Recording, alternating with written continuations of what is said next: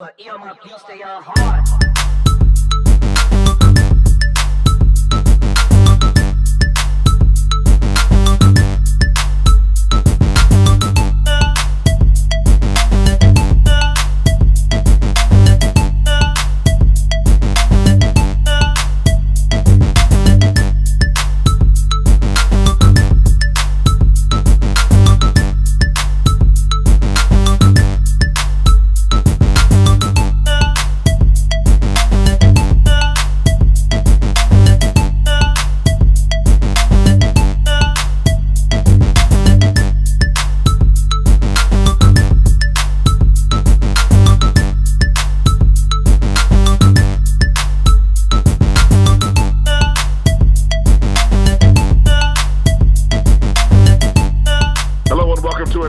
Of the BCSN SportsWrap, our week number 14 preview show. But more importantly, Bryan Fulford and AD Drew here. We are full from a great Thanksgiving meal at our various places that we went to go eat. And AD, I'd ask you the prerequisite question after Thanksgiving. What was the one dish or dishes that you went second and maybe third times to go get? Bryan, unfortunately, I spent most of my Thanksgiving traveling. So today is Thanksgiving in my house. It's actually on Friday because we were on the road all day yesterday. On the road all day yesterday. Okay. Yeah, so the dish that we went back for seconds on was fast food that would happen to be open. Okay. But you know that I'm curious. So what was it? Where did you stop? Because a lot of fast food places are not open on Thanksgiving Day. Where did you end up finding a place to stop at? McDonald's and Waffle House. McDonald's and Waffle House. All right. Well, hell, must have been some traveling that you all were doing. Well, hopefully you got a little turkey there at Waffle House, maybe. Yeah, right. But the only thing they had was the gravy. There you go. All right. Well, hey, I had a better Thanksgiving than I had the day after Thanksgiving. It has been a Black Friday for me of sorts. As I'm telling you, dealing with car issues it makes me not even want to have a car. And I understand the young folks who don't own cars and choose to do Uber and Lyft all day. I applaud them, and I want to join that club because I tell you what, when you have car issues, man, I tell you, life just doesn't seem to go easy for you. So anyway, we've got we don't have very many games in this week 14, but we have a lot to talk about, a lot to recap from. It has been an interesting week, to say the least, since the week 13 games and all that went down. I want to remind you, in this podcast, you can always react with us on Twitter. You can find Drew at BCSN Drew, DREW. You can find me at DRB365. And, of course, want to remind you to always take a look at our BCSN page on Twitter at MyBCSN1. Our website is mybcsn.net. And, of course, make sure to look for us on Facebook as well. All right, AD, so we're going to get right into this. Don't want to take too long with this since there aren't that many games. We want to keep this one moving here. So this one's going to be a straight shot, no chaser podcast, no commercial breaks. Just hang in there with us, and we'll get through it. Hopefully we'll give you something good to think about as we get ready for the biggest game of the day, of the weekend, actually. Will be Grambling versus Southern in the Bayou Classic, the 46th Bayou Classic. It's a 4 p.m. kickoff on Saturday. It will be on NBC. So just to put that out there, we'll mention that again a little later. But the polls, AD, the polls, that's what everyone is debating about. Of course, coming out of Saturday, where the consensus number one in a lot of polls, I should say anyone who had, whether it be a consensus poll, Black college football, or a Black college football Division I and under D1 or small school, however you want to call it, the number ones went down. Of course, we're talking Bowie State went down, losing their very first game and final game of the season in the playoffs. And we're talking Florida A&M losing to Bethune-Cookman for the 9th consecutive time in the Florida Classic. And so what we got, AD, is we got poll debates all over the place. And it's one of those situations where Florida A&M loses, and it sort of opened the door of discussion with schools like North Carolina A&T, South Carolina State, Alcorn State, Grambling, Southern. I think those are the 5 schools. Anybody outside of those 5 schools I mentioned that might be in the debate for number 1? Nah, you pretty much hit all 5 of them, Brian. A couple of them, one of them I don't think has a realistic shot at getting to number 1, that being South Carolina State, since they are no longer playing. The other 3 that you mentioned, 4, correct. Other 4 that you mentioned, still have a realistic shot of making a claim for that number 1 spot. I'm not going to say they will be number 1, but they can make a claim if they went out. Okay, so here's the timeline of what has come out, and sort of we'll set it. I'll do it in sort of chronological order as best as possible. So one of the first things that came out on Sunday because of the FCS playoff selection show was the Stats FCS poll. Now, in that poll previously, Florida A&M was ranked 12th, I believe, 12th or 11th or 13th, somewhere in that range, and North Carolina A&T was 25th. They were the only 2 HBCUs overall FCS schools ranked. FAMU with the loss dropped to number 20 in the latest poll, and North Carolina A&T went up 2 spots to number 23. No other HBCU entered the the next closest in receiving votes was Alcorn State, but they were so far away that I wouldn't even – go ahead. I believe South Carolina State also received like 1 vote also. Yeah, but Alcorn State had like more votes than them, and we're saying it's not a lot. It's like so that's the first thing. A&M, even though their season finished with a loss, they finish at 9-2.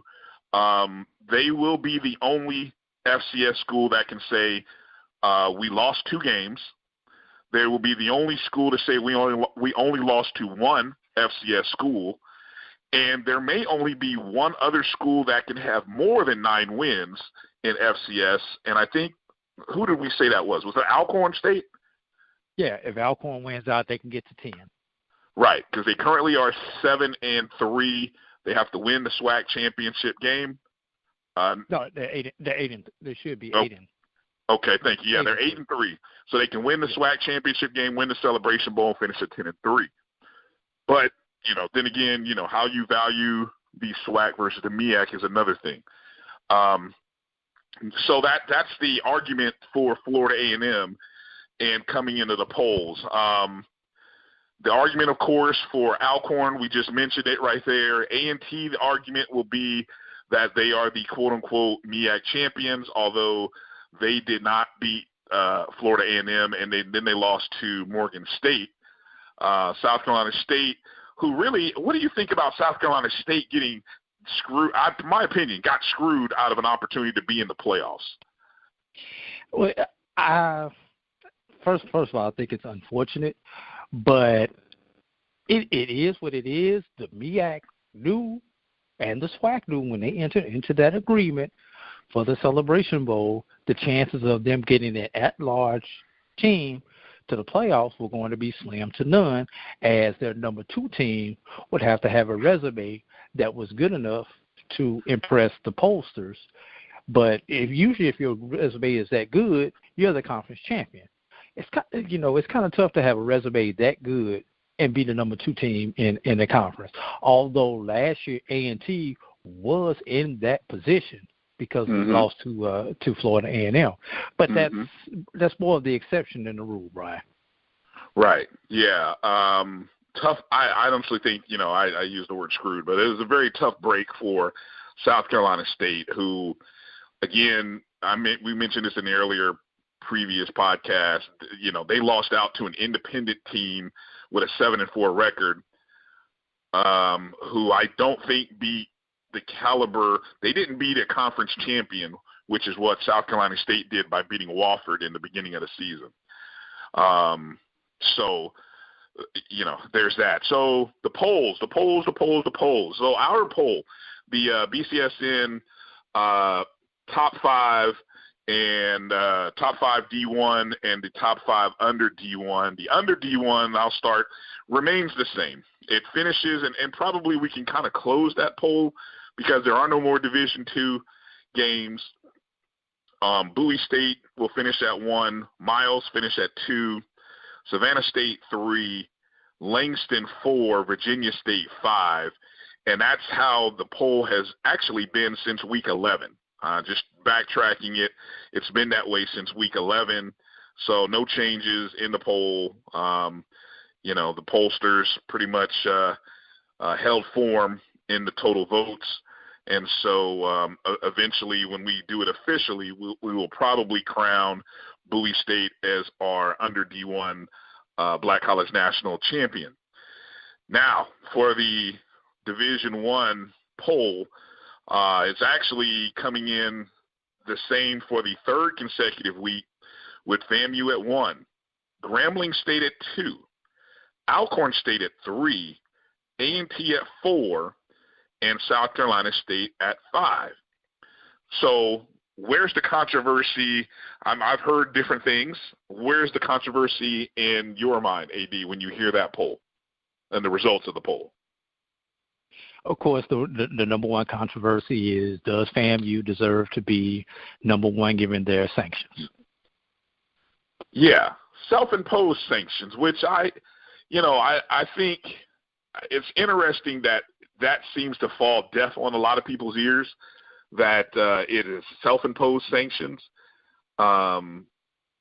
It's not like who's to say whether the NCAA would have sanctioned them in a similar fashion next season, or maybe would have sanctioned them worse than one season. But FAMU took the sanctions, and they are what they are.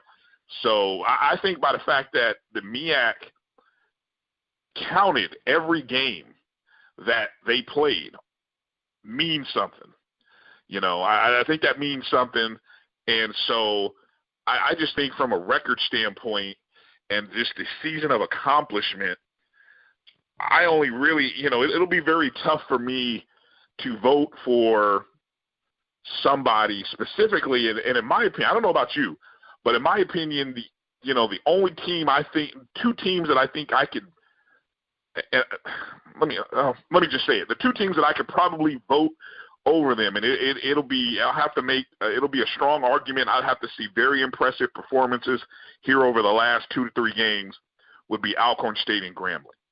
I'd have to see really impressive performances by those teams for me to outrank FAMU at this point. Is there where do you stand? Who might you look at as the one, maybe 2 teams that might outrank them? Alcorn is the only team, if they win out, especially if they win impressively, in my opinion, that I would possibly rate higher than FAMU. I can't go with Grambling because of the poor start they got off to, because your record is what your record is. Now, Grambling's had a tremendous second half of the season, Brian, but because of that start that they had at the beginning of the season, it would be tough to give them that number one poll without a quote-unquote true playoff. And we know we don't have a true playoff. Right. See, okay. It's funny. And I can't. What I was gonna say, I can't put the MEAC teams ahead of FAMU because FAMU defeated the 2 MEAC teams. I agree with you on that. People are considering. You can't. I agree with you 100 on that. You can't put FAMU ahead of Southern if Southern wins out in the SWAC, because FAMU they beat them head-to-head. Southern head-to-head this year. The only right. team that you could make an argument for, in my opinion, would be Alcorn. And Alcorn has had a tremendous story with the quarterback change and everything else that's going on with them. But Alcorn is over the Celebration Bowl. Right, right. And, that's so it's interesting hearing you talk about, you sort of look at Grambling a certain way based on their first month of the season, while a lot of pollsters will probably, and in some polls they have, and we'll get into that here in just a moment, they've sort of jumped FAMU with other teams because of FAMU's last loss. You know, it's like that's what you call recency bias, Brian. Well, what do you call the opposite when you do sort of what you did, which you look negatively on a start. I'm looking at taking the overall body of work. Well, but let me play devil's advocate for you. Mm-hmm. What about the scores and the way 3 of those 4 losses ended up? The fact that 3 of those 4 losses were 6 points or less. Does that mean anything to you, or is that just a stat that people like me like to use? It is what it is. You know, if they play 65 minutes, maybe Grambling wins, but the game's only 60 minutes, Brian, unless you go to overtime. So, you know, your record is what your record is. They lost by 6 points. Under 6 points, 3 of those 4 victories. Coaching decisions, turnovers, any number of things go into that. But the point is, they did not finish when they needed to finish. Same case with FAMU. FAMU did not finish the game against Bethune when they needed to. But FAMU only didn't finish 1 game. Grambling did not finish 3 games, Brian. I can't, because just on that, I can't put Grambling ahead of FAMU just on that one stat. Okay. Without a head-to-head matchup.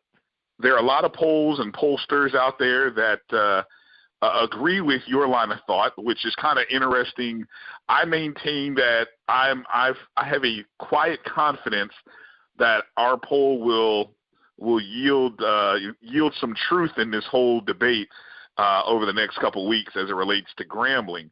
We're the only poll that actually have them ranked higher than, I'm just glancing here, higher than 6th.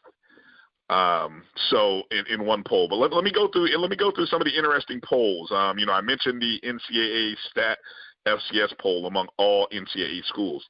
The Box to Row, they do a coaches and a media poll.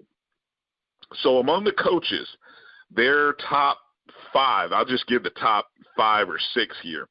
The new number 1 is Alcorn State. They received 13 first-place votes. Number 2, North Carolina A&T. They received no first-place votes. Number 3, FAMU, who received 5 first-place votes. Number 4, South Carolina State. Surprisingly, they got a first-place vote. And number 5 is Southern. 6, Bethune-Cookman. I'll just finish it off. Grambling at 7, A&M, Alabama A&M at 8, Prairie View at 9, Alabama State at 10. Their media poll. Now, the media poll has a different number 1. The media poll on the Box to Row has North Carolina A&T at number 1 with 7 first-place votes. Alcorn State at 2 with 4 first-place votes. South Carolina State at 3 with 1 first-place vote. FAMU at 4 with 2. Bowie State with 1 first-place vote coming in at number 5. Then it's followed up by Southern, Grambling, Bethune-Cookman, Savannah State, and Virginia State. So you can see that media poll is more of a consensus all-black college football poll. So as you hear and may have looked at the numbers earlier, what are your thoughts on those pollsters and just how that poll kind of shakes out? What surprises you, or what are your thoughts? The one thing that surprises me more than anything is the treatment of FAMU. They've done everything on the field that they were supposed to do. So, not to be sounding like a proud alum, but I don't think that FAMU has been treated right in a lot of these people's polls. It makes you think that there is a penalty that FAMU suffered for the Saints, or for not being able to compete in the Celebration Bowl, or to be claimed or recognized as the official MEAC champions, because and let me cut you off. And they deserve some type of penalty, but with no other dominant team in FCS, how can you not give FAMU their just due? You know, it kind of reminds me of, I don't know if you remember in the 90s, Bryan, when Auburn was on probation and Auburn was the only undefeated team in the nation, and they wound up at number 3. I don't remember who won that year. 1 and 2 were probably in the BCS at that time. Well, Bowl Alliance or whatever it was called at that point in time. If I don't even know if they even had the BCS yet. The championship bottle at that point in time. I think it was just the regular bowls at that point in time, Ryan. But it's interesting. Yeah, it is interesting because just the fact that South Carolina State in the media poll, the fact that South Carolina State received the first place vote is shocking, but then the fact that they ended up ahead of FAMU is even more shocking. You know, I could get it if you want to rank A&T and Alcorn State ahead of FAMU. I disagree, but I could see it. I just can't see South Carolina State. And again, it's not like FAMU lost to one of those two teams. You know, they beat those two teams. You know, and it's not like they lost to one of those teams and that was the only loss. You know what I'm saying? So it's interesting. Let me move over to Dr. Kenyatta Cavill inside the HBCU Sports Lab. He does a large school top 10 and a mid-major top 10. So his mid-major top 10, the first two very similar to ours. Bowie State at 1, Miles at 2, Virginia State 3, Savannah State 4, Langston at 5. The bottom half, Fayetteville State, Albany State, West Virginia State, and Shaw. That is how the top 10 rounds out. You mean Virginia Union, you mean? No. It's got Union head of state? Oh, I'm sorry. No. He has Virginia Union. Okay, yeah, I see what you're saying. Yeah, I had Virginia State at 3, and I typed it wrong. Yeah, so Virginia Union at 9. I disagree with that. I think Virginia Union should probably be number 6. Because Virginia Union's 3 losses came to 3 top 10 teams. You know, 2 of those were top. They were bad losses. Teams. Those were bad losses, though. AD. 2 of them were really bad losses. They weren't even close. Yeah, two of them they didn't get off the bus, and one of them, I mean, let's be honest, they didn't get off the bus. You're right. And then the third one was the overtime game to Virginia State, where everybody still questions the play call. But with their 3 losses only being to top teams, the top 10 teams, you have to give them the benefit of the doubt. Fayetteville's record was what it should have been, considering how weak their schedule was. Fayetteville was hurt by the fact that they put Benedict on their schedule, a team who you thought was going to be excellent, and they only had 1 win this particular year. Right. Shaw was basically a 500 team. Who else did you mention in there, Bryan? West Virginia State came in after Albany State. West Virginia State, once again, you could make an argument for West Virginia State being 6 and then Virginia Union being 7. But 2 of West Virginia State's losses were against playoff teams. But the fact that West Virginia did not beat the better teams in their particular conference, you do have to penalize them for that. That basically sums up. And I don't know if Fort Valley was in that poll that you mentioned there, Bryan. No, they weren't. But we know Fort Valley is 2 different teams, one with and one without Slade Jarman. Right. The large school poll for the Inside HBCU Sports Lab, he comes in number 1 is FAMU, still holding at 1. Number 2 was North Carolina A&T. In terms of the voting numbers, they were close. Number 3, Alcorn State. 4 South Carolina State, 5 Southern, 6 Grambling, 7 Alabama A&M, 8 Bethune-Cookman, 9 Alabama State, 10 Prairie View. So as it's set up, it'll be interesting to see.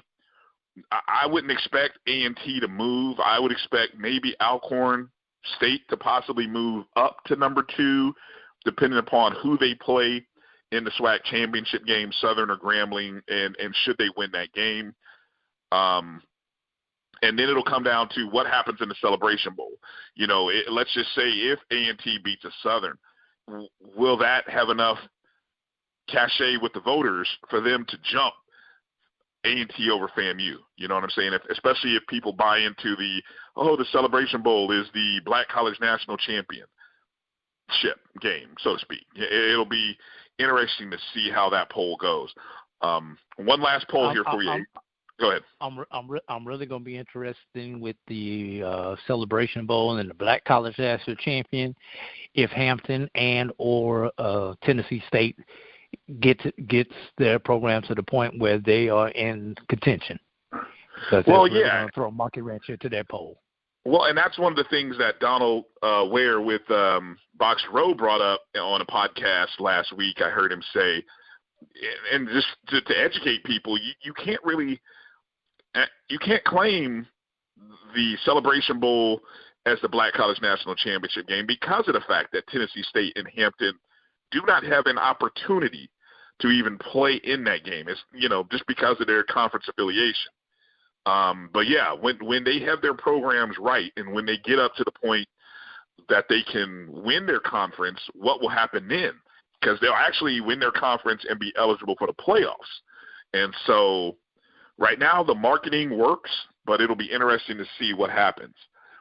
And one last poll here for you, AD. Luke Wilson, Black College Sports page, just saw his poll. His top 10.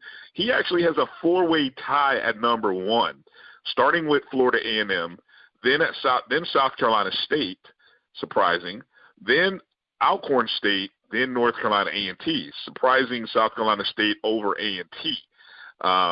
If you believe if I'm going off the order of first to 4 in the tie, so. Obviously, all 4 teams tied at number 1. I can't see South Carolina State staying there again. What happens over the next couple of weeks with Alcorn State and then A&T in the Celebration Bowl will factor somehow, some way. The remaining people in the poll, Bethune-Cookman at 5, Bowie 6, Southern 7, Virginia State 8, Savannah State 9, Miles 10, Grambling not even in the top 10. In the BCSP, the Black College Sports page poll. Very surprising. Your final thoughts there, lady? Just kind of surprised that Miles is not ahead of Savannah, considering that Miles was the conference champion, even though they played the number 2 team out of the East. But Miles did win the conference championship at an 8-2 clip. Although Savannah had a better strength of schedule, it is what it is. I just thought Miles would have been ranked ahead of Savannah in that particular poll. Yeah. So what we basically have is the kind of chaos so far. 3 different polls. Ours, the Black College Sports page, inside the HBCU Sports Lab, all have FAMU at 1. Box to Row coaches has Alcorn State 1. Box to Row Media has North Carolina A&T at 1. And then just to kind of mention and give him a shout out here, Brian Simpkins, who he does some sports writing, does some work with HBCU Game Day. He put together what I found interesting, a poll in which he used a metric point system based off the Massey computer ratings and the Dickinson poll, which you got to do your history on college football to figure out what the Dickinson rating system was. I think I said that right, but it was one of the very first organized polls the Dickinson rating system. You just do a search for Dickinson rating system. Is a very old school poll. Is what was the first, based on the very first national champions. When he did his poll numbers as of November 24th, among the mid-major HBCUs, which essentially your FCSs, he had FAMU at 1, A&T 2. Actually, A&T and South Carolina State came tied in at 2. Alcorn State would have been 4, Grambling 5, Southern 6. And that rating system is really based off of sort of a point system based on wins, strength of schedule, things of that nature. And then over in the small HBCU standings, he calculated a system that had Bowie State 1, Albany State and West Virginia State tied at 2, Virginia State at 3, Virginia State at 4, Miles at 5, and Savannah State at 6. So, there's different ways of doing this, and I'm sure however you want to create a system, doing off points or doing off poll voting, it's all interesting. It all leads for the debate. But that's college football. College football, the very first champions were in 150 years ago. It wasn't a clear choice. The very first black college national champions by the Pittsburgh Courier, it was not a clear choice. So we've never had we've rarely had a clear consensus. All polls agree that this is the best team in black college football or even college football. And that's sort of, as crazy as it sounds, that's what makes college football so fun and entertaining to talk about. Any final thoughts on polls? Yeah, go ahead. All that means is people like Herff Jones and Jostens will have plenty of business with multiple national champions as they go, and everybody's going to want a ring for that mythical national championship. Right. All right. Let's jump. Let's go quickly because I know time is a factor here. We wanted to bring up some coaching news. We've got some hirings and firings, always at this time of year that seems to come around. So, AD, I'll turn it over to you. I know you've been keeping tabs on some of this. What do we got that's been happening lately with some coaches hiring and firings?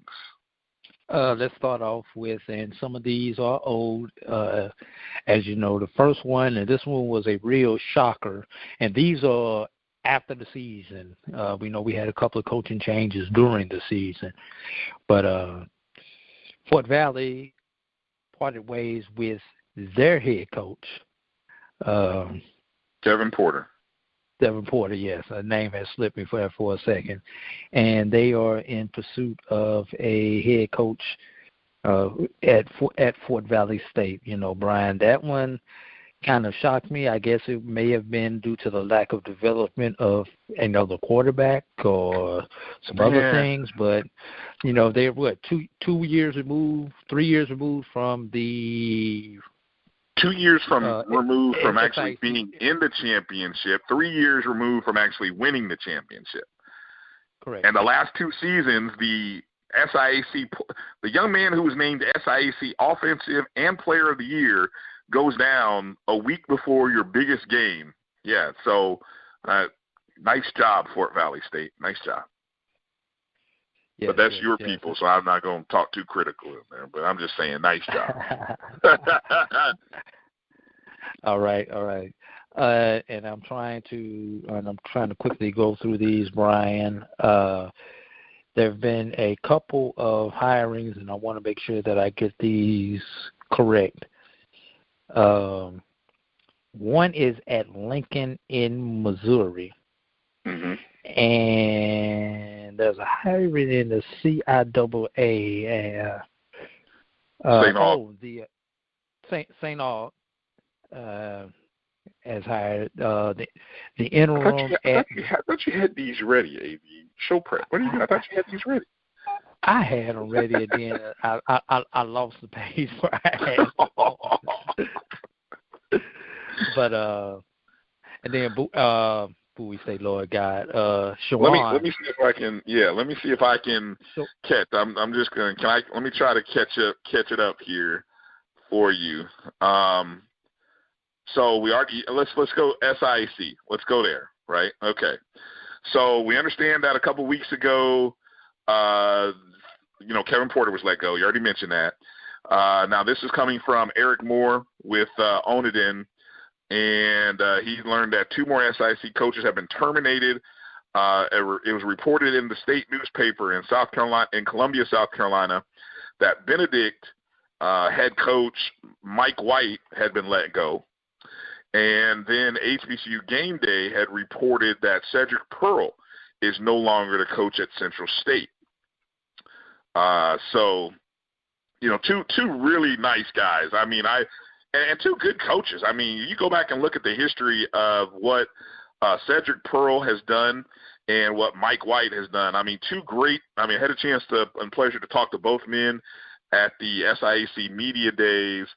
And that's big losses in the SIEC just from a coaching and these are just good men category. Yeah, so I hate to see Coach Mike White go, a good guy, and then Cedric Pearl. But that there were 2 names, so it'd be interesting to see if they pop up somewhere else. I think both of them still have some coaching that they'd like to do. Anybody else I think that was it from the SIC, correct? Right. In the CIAA, David Bowser, excuse me, is the new head coach at St. Aug. St. Aug. He came over from Fayetteville State. 20 years at Fayetteville State, from what I see. Yeah. Where he was an assistant coach. So A, he knows the conference. B, yep. he knows the area as he's not moving too far down the road. So he should have a tremendous opportunity in recruiting there in the CIAA. Chawan did remove the interim tag off of their head coach, and his name slips me right now at this point in time, Brian. Do you have his name? No, I don't have it available right here in front of me. And they're independent in our but another school that is not one of the 4 major conferences is Lincoln, Missouri, and they have a new head coach. And don't worry about it. We'll just keep moving. We'll come back and we'll officially do these later when we can, have the names ready to go. If you don't have it immediately handled, don't worry about it. Malik Hoskins. There you go. Okay, Malik Hoskins. All right. Malik Hoskins, and he was the interim at Lincoln of Missouri, and now he is the interim tag has been removed off of him also. So we've had a couple of them that decided to stay internal and within for their head coaches, and then we have some who were doing national searches. Also, another piece of information, Brian, while we're getting into it, the AFL, man. Hold on a second. Stop. You missed one. Lane Dragons. Oh yeah, they promoted their head coach to athletic director, and they are in search of to full-time athletic director. So right, because he was already the athletic director for the last few years. Correct. So now they are in search of a full-time head coach. Right, and you're talking about. I'm going to try to see if I can quickly pull up Coach's name because I know we've talked about him before over at Lane.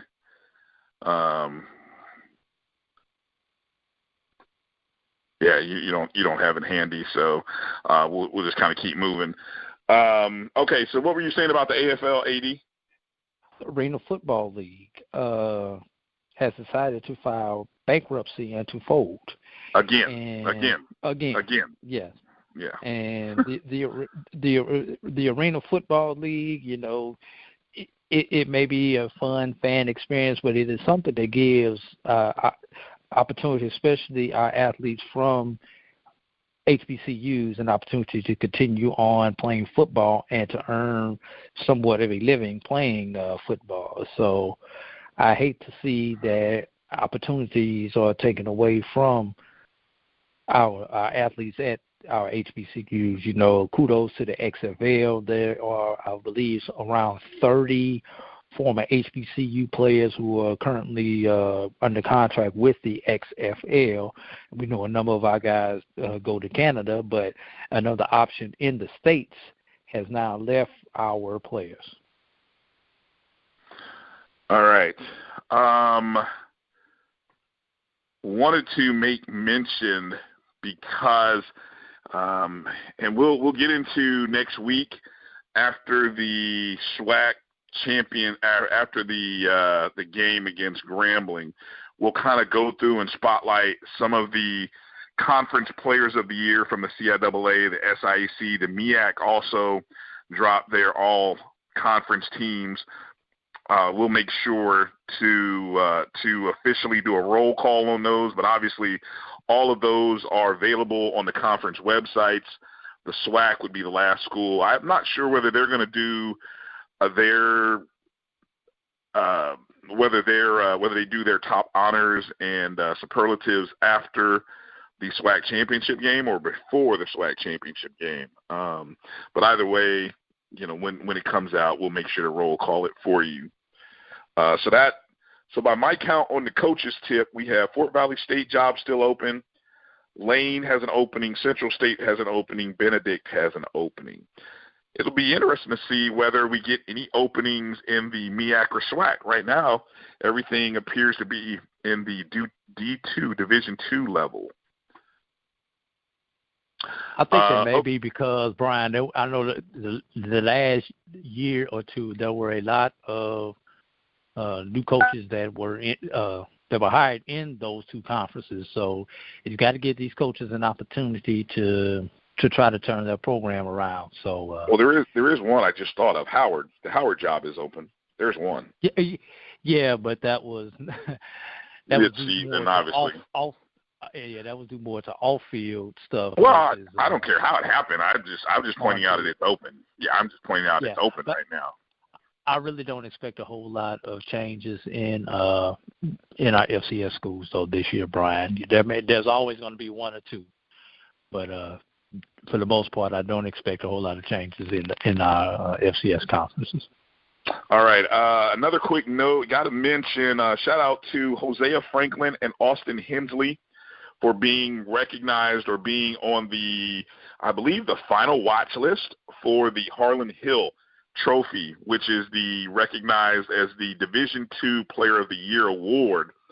They were the only two HBCU players recognized on that. No Jerome Johnson, no Deshaun Wethington. Thought that was interesting. But Franklin and Hensley made the final 36 cut. So they are considered finalists. Of course, last year, Amir Hall was one of the finalists. Strangely, wasn't recognized. Probably should have been, but anyway, we'll see if that's enough for him. And then I think it'll be interesting discussion. One of the things we can do next week, AD, is talk about who's in the running for the FCS or maybe just in general Black college football of the year, because we mentioned this. I mentioned this at the end of the podcast on Monday, but of course Chris Rowland set the single season receptions mark, passing Jerry Rice, a 35-year record that in black college football, Jerry Rice previously had 103 catches in a season, and Chris Rowland finishes with 104. But also Rowland finished with the most all-purpose yards. He finished with, which I believe was 2,110. He finished with the most receiving yards, which is 1,437. And he finished with the most receiving yards per game, something like 119 per game. And he did that in 10 full games, and the number of plays was only maybe about 152 plays in which he did all of that. So pretty impressive. He lost out in a ranking number 2 in a couple of areas, but anyway, still a great season. It'll be interesting. And let's also remember, Brian, he was injured in one game, so his yards per game averages went down because I believe he was like a holder. Yes. And maybe one or two plays in that particular game, may have been about 2 or 3 games ago, Brian. So if he sits out that game, just think what his yards per game average would have been. Right. Yeah. Okay. So moving forward here, we did have a football game played yesterday. The Turkey Day Classic at Alabama State.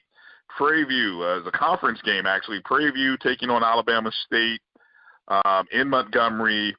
It was Prairie View sophomore quarterback Trayvon Connolly, who he would rush for 202 yards, throw for 149, and scored twice as Prairie View defeated Alabama State 20-17 in the 96th annual Turkey Day Classic.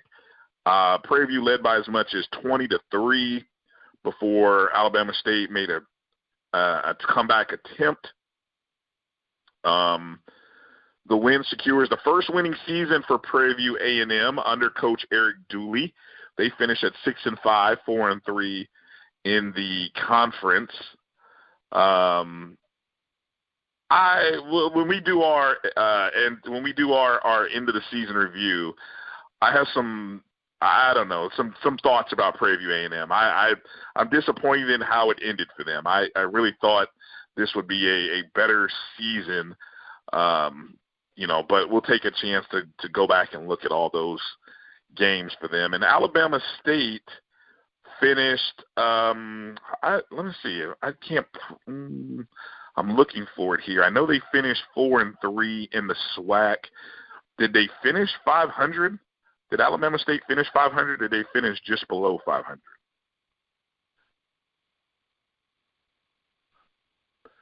AD's doing a quick check. Not sure, Brian. I will see if I can find that for you while you continue to ramble. I got it here. They finished 5-5. 5-5, 4-2. 5-5 seems kind of low. I don't know if that's right, but anyway. I don't think that's right. But anyway, 5-5 is what I'm looking. I'm looking at the standings on the Black College Sports page. So, all right, let's get into a little Grambling versus Southern here. Grambling shows up as a 3.5-point favorite on the Vegas line. We understand what this game is for. Obviously, this game is always for bragging rights. Grambling from northern Louisiana, Southern from southern Louisiana. The game is played in New Orleans. It's the 46th year. Grambling leads the Bayou Series 23-22. 23-22. Last year, Southern won 38-28. The 3 previous years had been owned by Grambling.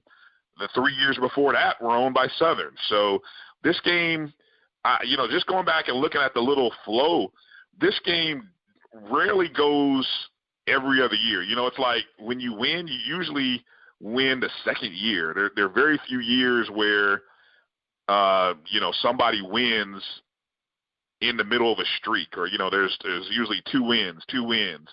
There's been Southern for a period of time had won for almost about a good 8 or 9 times, and then Grambling had their run. So this game is obviously big implications not only in the SWAC but also in the Black College national polls.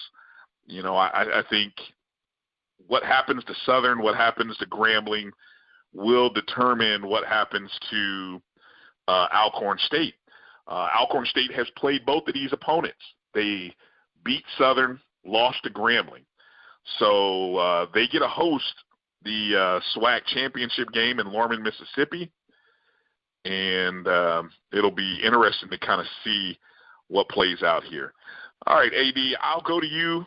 Just kind of get your, while I pull up the sports simulator from our friends with Versus, I'll come to you and say, how do you see this game shaking out between Southern and Grambling, 4 p.m. on NBC, the big boy channel, NBC, not the cable, but the big channel, 4 p.m. Eastern time.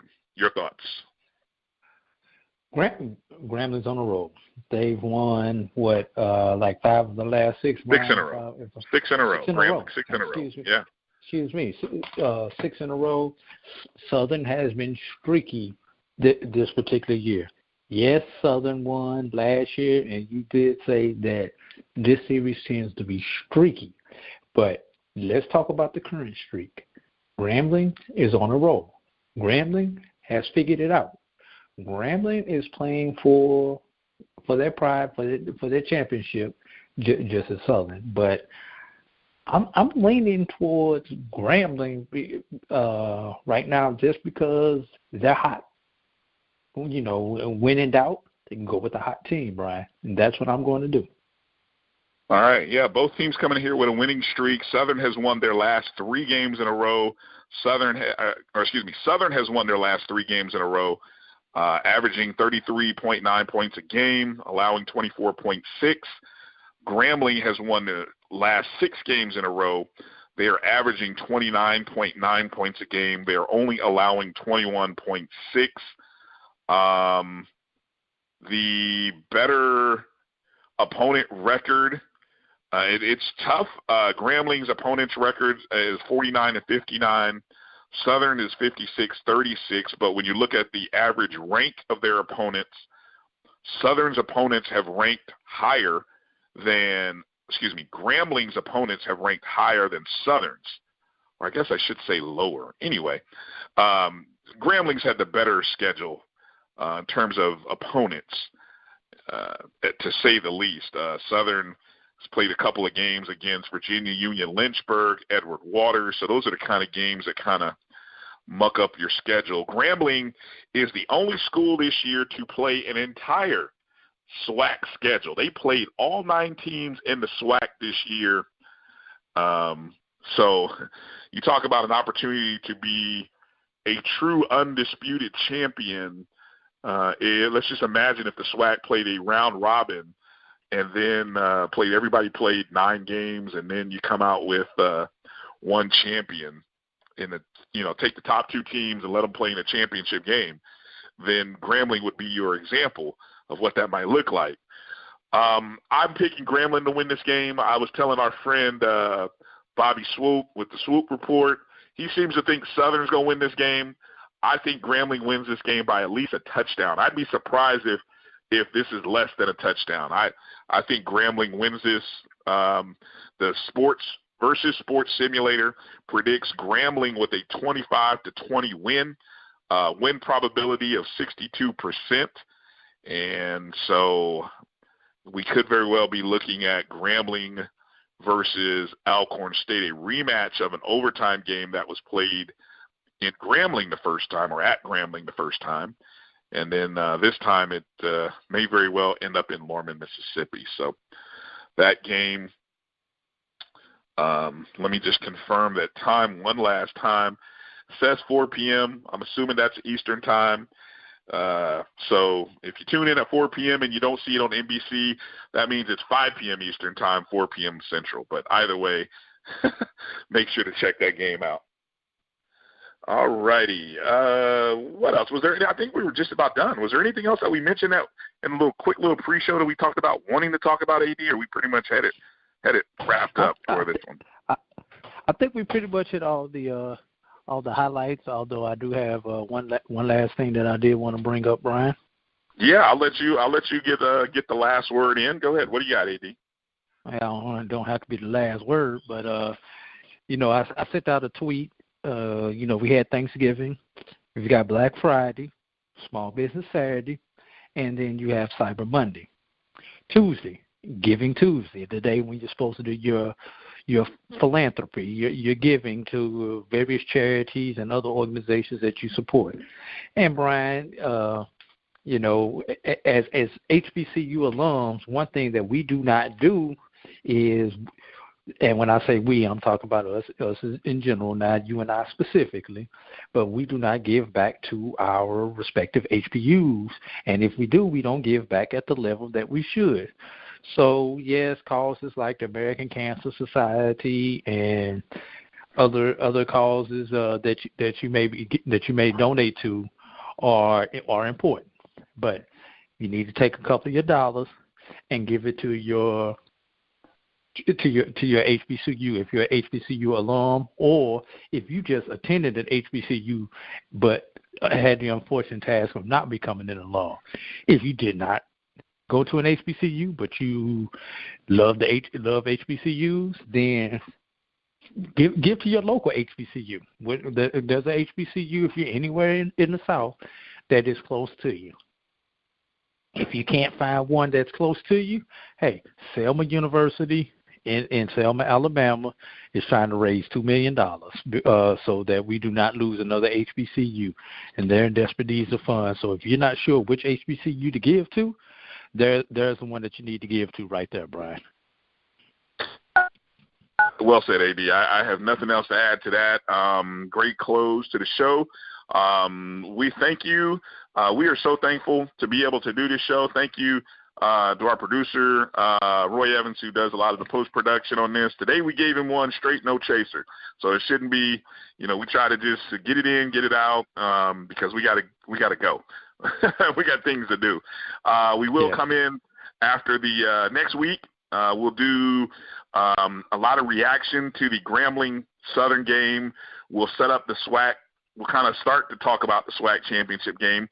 We'll also do some of our shout-outs for the SIAC, CIAA,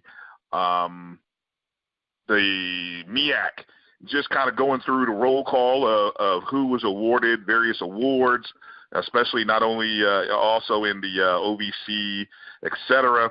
Volleyball is happening, so we'll maybe do a quick shout-out to the HBCU volleyball programs that are out there, as a lot of those championships will be decided this weekend, and give those ladies a shout out, and then probably maybe get a little basketball talk in. What do you think about that, AD? A lot of teams out on the holiday break playing in tournaments around the country. We'll kind of look around. Maybe we can start Drew's Dimes, Bryan. There's a new segment plug, Drew's Dimes. Okay, I'm interested to hear how that one's going to work out. Let's we're gonna give some assist to these college teams out here and see what we can do. Wow, look at that! What a great club. We're gonna give some. Man, I'm getting out of here. That's if you wanna hit AD up, find him on Twitter at BCSN Drew. You can find me at DRB365. Our Black College Sports Network Twitter feed and Instagram is at MyBCSN1. The website is www.mybcsn.net. Of course, you can always find us on Facebook under Black College Sports Network and BCSN SportsWrap, our Facebook pages. So thank you again. Thank you. Share the show with 2 friends. Tell 2 people about it. Retweet us when you see us. Send out a link. Ooh, I like that. That rhyme. I didn't even know I did it. See us. There you go. Man, I'm on a roll. Now I'm going to get out of here. I'm going to go get some leftover. I'm going to go get some leftover turkey and ham and stuff before I mess up some more. All right. Enjoy the weekend. Be safe. Enjoy that Grambling Southern Bayou Classic game. And that's going to be it. For AD Drew, I'm Bryan Fulford. Thanks for listening. We are out.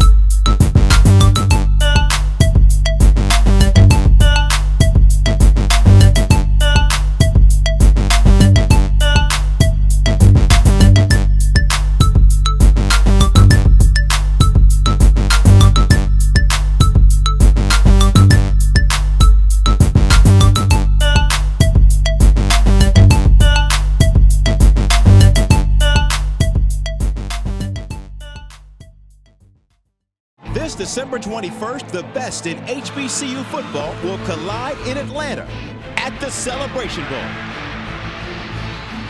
MEAC versus SWAC. Champion versus champion. Only one team will rise above the rest and claim the coveted Celebration Bowl trophy. Come join the celebration at Mercedes-Benz Stadium this December. For more information, visit thecelebrationbowl.com.